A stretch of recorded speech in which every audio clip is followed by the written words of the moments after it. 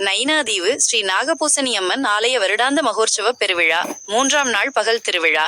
ஆத்தா ஆத்தா என்று அம்மை அழைக்கும் குரல்கள் காதில் ஒலிக்கும். ஒரு வருஷம் முழுக்க நம்ம மனசுல நிறைஞ்சிருக்கும் அந்த ஆன்மீக உணர்வு இந்த 9 நாள் திருவிழால உச்சந்தொடும். ஒவ்வொரு வருஷமும் நைனாதீவு ஸ்ரீ நாகபூசணி அம்மன் கோயில்ல நடக்கிற மகோற்சவம் வெறும் திருவிழா இல்லங்க, அது நம்ம எல்லோர் மனசுலயும் பதிஞ்ச ஒரு பெரிய நெகிழ்ச்சியான அனுபவம். குறிப்பா இந்த 3ஆம் நாள் பகல் திருவிழாங்கிறது அதுக்குன்னு ஒரு தனி மகத்துவம் உண்டு. நம்ம நாகபூசணி அம்மன் கோயில் எங்க இருக்குன்னு தெரியுமில்ல? இலங்கையில யாழ்ப்பாணத்துக்கு பக்கத்துல நைனாதீவுங்கிற அழகான ஒரு குட்டி தீவுல தான் நம்ம ஆத்தா குடிக்கொண்டிருக்கா. நாலாபுரமும் கடல் சூழ்ந்த அந்த இடத்துல அம்மன் கோயில் அமைஞ்சிருக்கிறதே ஒரு தெய்வீகமான உணர்வை கொடுக்கும். காலங்காலமா நம்ம தமிழ் சமுதாயத்துல, குறிப்பா ஈழத்தமிழர்கள் மத்தியில இந்த அம்மனுக்கு ஒரு தனி இடம் உண்டு. வெளிநாடுகள்ல இருந்தெல்லாம் கூட அம்மனை தரிசிக்கிறதுக்காகவே வருவாங்க. அதுவும் இந்த திருவிழா நாட்கள்ல தீவே களை கட்டி போகும். பொதுவா திருவிழா அப்படின்னாலே முதல் நாள் கொடியேற்றம்னு ஆரம்பிச்சு 9 நாளும் ஒவ்வொரு நாளும் ஒவ்வொரு சிறப்பு. அதுல இந்த 3ஆம் நாள் திருவிழா கொஞ்சம் விசேஷம்னு சொல்லணும். இந்த நாள்ல அம்மன் வீதி உலா வர்றது, அதுக்கான அலங்காரங்கள்னு எல்லாமே ரொம்ப அழகா இருக்கும். விடியற்காலை திருவிழா பரபரப்பு. 3ஆம் நாள் பகல் திருவிழாங்கிறது வெறும் மத்தியானத்தோட முடிஞ்சு போற விஷயம் இல்லைங்க. அதுக்கு முதல் நாள் இரவை தீவு முழுக்க ஒருவித பரபரப்பு தொத்திக்கும். தூரத்துல இருந்து வந்தவங்க உறவினர் வீடுகள்ல தங்கி இருப்பாங்க. பக்கத்து ஊர்க்காரங்க காலங்காத்தால கிளம்பி வர்றதுக்கு தயாராகிருப்பாங்க. விடியற்காலை 4-5 மணிக்கெல்லாம் கோயில்ல மணியோசை கேட்க ஆரம்பிச்சிடும். ஓம் சக்தி பராசக்தின்னு கோஷங்கள் கேட்கும். நீராடி தூய உடை அணிஞ்சு மனசு நிறைய பக்தியோட கோயிலை நோக்கி நடக்க ஆரம்பிப்பாங்க. வழக்கமா திருவிழா நாட்கள்ல சூரியன் உதிக்கிறதுக்கு முன்னாடியே தீவு முழுக்கவே ஒருவித புத்துணர்ச்சி வந்துரும். கடல் காற்று உடம்பை தழுவ மனசுக்குள்ள ஒரு அமைதி குடிகொள்ளும். கோயிலை சுத்தி இருக்கிற தெருக்கள்ல எல்லாம் ஒரே மக்கள் கூட்டம். பக்தி பாடல்கள் ஒலிக்கும். சந்தன வாசனையும் சாம்பிராணி புகையும் காத்துல கலந்து வரும்போது மனசுக்குள்ள ஒரு தெய்வீக அனுபவம் வந்துரும். 3ஆம் நாள் அம்மனின் அலங்கார வைபவம். ஒவ்வொரு நாளும் அம்மனுக்கு ஒரு சிறப்பு அலங்காரம் உண்டு.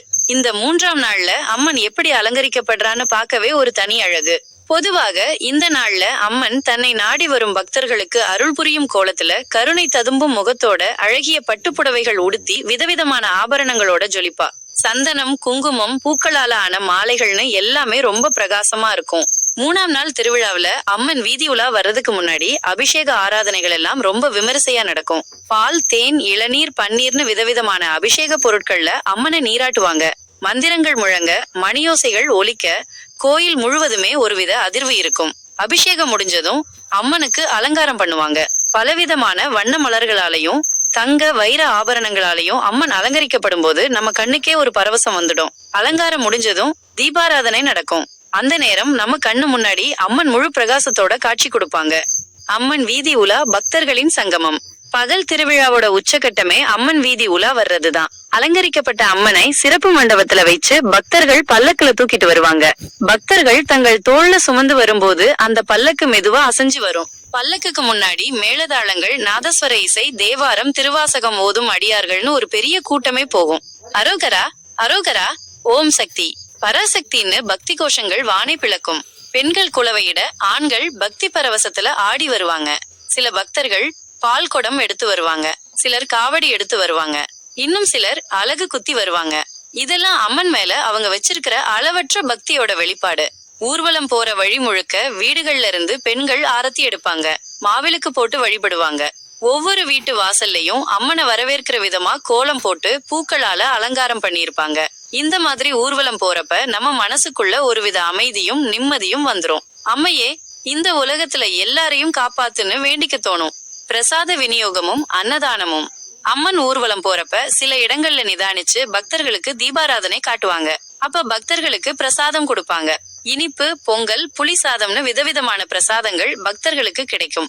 அதுவும் அம்மன் சன்னதியிலிருந்து வர்ற பிரசாதம்னா அதுக்கு ஒரு தனி சுவைதான். அது மட்டும் இல்லாம திருவிழா நாட்கள்ல அன்னதானம் ரொம்ப முக்கியம். வெளியூர்ல இருந்து வர்றவங்க பக்தர்களுக்கு வயிறார சாப்பாடு போடுவாங்க. பசிச்சவனுக்கு சோறு போட்டா அதுவே பெரிய புண்ணியம்னு சொல்லுவாங்க. அந்த வகையில இந்த அன்னதானம்ங்கிறது வெறும் சாப்பாடு இல்லைங்க, அது ஒரு பெரிய சேவையா பார்க்கப்படுது. பலரும் தன்னார்வமா இந்த அன்னதான சேவையில ஈடுபடுவாங்க. அதுவும் இந்த அன்னதானம்ங்கிறது எந்தவித பேதமும் இல்லாம எல்லாரும் ஒன்னா உட்கார்ந்து சாப்பிடுற ஒரு இடம். பக்தர்களின் அர்ப்பணிப்பு. நைனாதீவு அம்மன் மேல நம்ம மக்களுக்கு அவ்வளவு பக்திங்க. சில பேரு வருஷம் முழுக்க இந்த திருவிழாவுக்காகவே காத்திட்டு இருப்பாங்க. வெளிநாடுகள்ல இருந்து வர்றவங்க தங்களுடைய விடுமுறை நாட்களை இந்த திருவிழாவுக்காகவே ஒதுக்குவாங்க. குடும்பத்தோட வந்து அம்மனை தரிசிச்சுட்டு போறது அவங்களுக்கு ஒரு பெரிய மனநிறைவை கொடுக்கும். சில பக்தர்கள் தங்களுடைய நேர்த்தி கடன்களை நிறைவேற்றுவாங்க. அங்க பிரதட்சணம் பண்றது, மொட்டை அடிக்கிறது, காவடி எடுக்கிறதுன்னு விதவிதமான நேர்த்தி கடன்கள் உண்டு.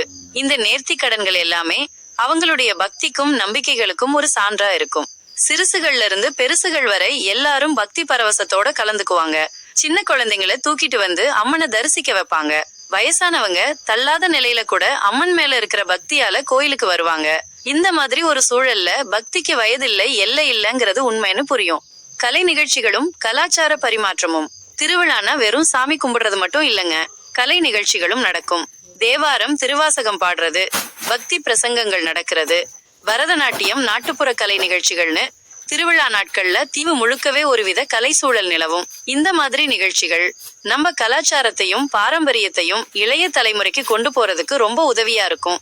அது மட்டும் இல்லாம இந்த திருவிழா ஒரு பெரிய சமூக சந்திப்புன்னு சொல்லலாம். வருஷம் முழுக்க பார்க்காத சொந்தக்காரங்க, நண்பர்கள்னு எல்லாரும் இந்த திருவிழாவில ஒன்னா சந்திச்சுக்குவாங்க. பழைய நினைவுகளை பேசிக்கிட்டு புது உறவுகளை வளர்த்துக்கிட்டு ஒரு சந்தோஷமான சூழல் நிலவும். இது வெறும் மத விழா இல்ல, ஒரு பெரிய சமூக விழான்னு கூட சொல்லலாம். நைனாதீவின் சிறப்பு உணவுகள். திருவிழான்னா சாப்பாடு இல்லாமலா? நைனாதீவுனாலே கடல் உணவு விசேஷம். மீன், நண்டு, இறால்னு பலவிதமான கடல் உணவுகள் கிடைக்கும். திருவிழா நாட்கள்ல வீடுகள்ல விதவிதமான பண்டங்கள் செய்வாங்க. அதிரசம், முறுக்கு, சீடைன்னு பலவிதமான பலகாரங்கள் வீடுகள்ல தயாராகும். விருந்தோம்பல்ங்கிறது நம்ம தமிழர் கலாச்சாரத்துல ஒரு முக்கிய அங்கம்.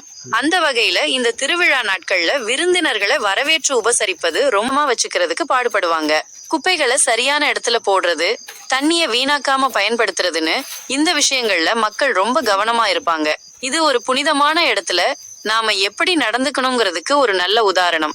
முடிவாக, நைனாதீவு ஸ்ரீ நாகபூசணி அம்மன் ஆலய வருடாந்த மகோற்சவ பெருவிழாவின் 3ஆம் நாள் பகல் திருவிழாங்கிறது வெறும் ஒரு நாள் நிகழ்வு இல்லைங்க. அது நம்ம மனசுல ஆழமா பதியிற ஒரு அனுபவம். பக்தி, அர்ப்பணிப்பு, கலாச்சார பெருமை, சமூக உணர்வுன்னு எல்லாமே ஒரு சேர அமையிற ஒரு பொன்னான நாள். இந்த திருவிழா அம்மன் அருள் எல்லாரையும் காக்குங்கிற நம்பிக்கைய நம்ம மனசுல ஆழமா விதைக்குது. இந்த திருவிழால கலந்துக்கிற ஒவ்வொருத்தருக்கும் அம்மன் அருள் பரிபூரணமாக கிடைக்கும்னு நம்பலாம். அடுத்த வருஷமும் இதே மாதிரி நம்ம எல்லாரும் கூடி அம்மாளை தரிசிக்கிறதுக்கு அருள் கிடைக்கணும்னு வேண்டிக்கிட்டு இந்த வார்த்தைகளை முடிச்சுக்கிறேன். நைனாதீவு ஸ்ரீ நாகபூசணி அம்பாள் துணை.